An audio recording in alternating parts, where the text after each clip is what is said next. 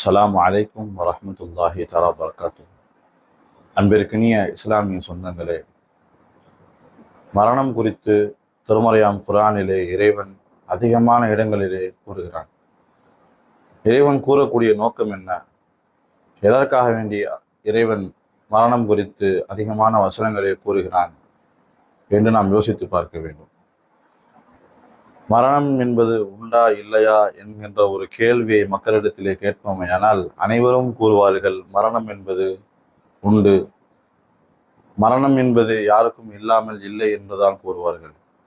ஆனால் அந்த சிந்தனையோடு நாம் வாழ்கிறோமா என்று யோசித்து பார்த்தால் அதிலே அனைவரும் தோல்வி அடைகிறோம். எனவே இந்த அற்பமான காலத்திலே வசிக்கக்கூடிய நாம் நமக்கு முன்னால் நிகழக்கூடிய ஒவ்வொரு மரணங்களையும் பார்த்து சிந்தித்து, குர்ஆனிலே இறைவன் கூறுகிறான், அல்லதி ஹலக்கல் மௌத்த வல் ஹயாத்த லியப்லுவக்கும் அய்யுக்கும் அஹ்ஸனு அமலா.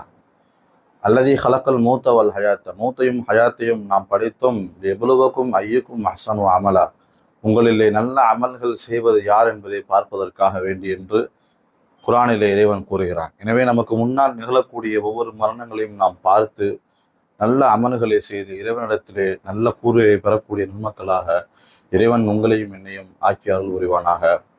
அஸ்ஸலாமு அலைக்கும் வரஹ்மத்துல்லாஹி தஆலா வபரகாத்துஹு.